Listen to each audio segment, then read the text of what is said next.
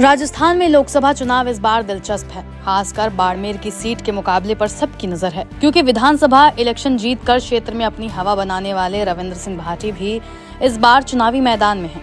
लेकिन रविंद्र सिंह भाटी लोकसभा चुनावों में अपना जादू चलाने में नाकामयाब रहे।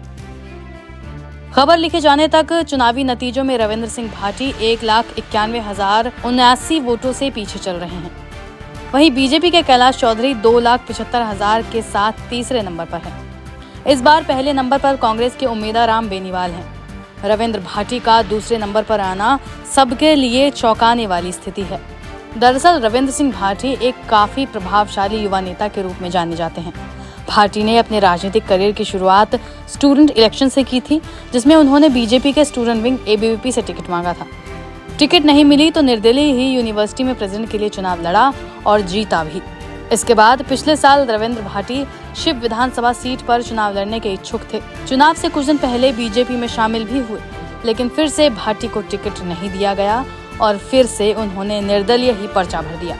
इसके बाद वो भारी मतों से जीते। इन दो चुनावों ने रविंद्र भाटी का आत्मविश्वास बहुत बढ़ाया। अब 2024 के लोकसभा इलेक्शन में उन्होंने अपनी किस्मत आजमाने के लिए फिर से बाड़मेर सीट से पर्चा भर दिया। इस दौरान भाटी पर कई आरोप भी लगाए गए, जिसका उन्होंने जवाब भी दिया।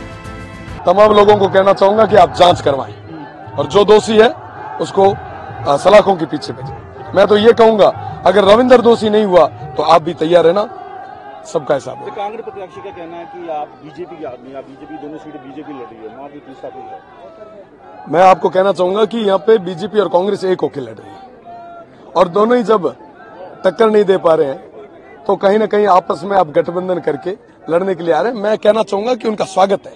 जनता ने तय कर लिया है 26 तारीख को चुनाव होंगे और 4 तारीख को एक ऐतिहासिक परिणाम आएगा और बाड़मेर, जैसलमेर और बालोतरा की जनता की जीत। आपका सीधा मुकाबला किससे?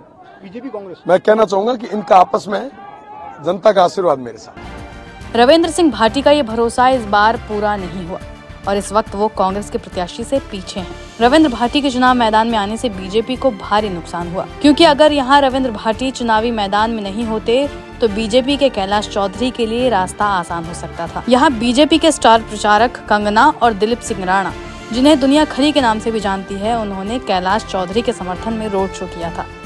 लेकिन रविंद्र भाटी की मजबूत स्थिति ने ये मुकाबला त्रिकोणीय बना दिया और बीजेपी का वोट रविंद्र सिंह भाटी की तरफ शिफ्ट हो गया। हालांकि स्थिति का फायदा सिर्फ और सिर्फ कांग्रेस को हुआ और भाटी भी बाड़मेर से खबर लिखे जाने तक पीछे चल रहे हैं।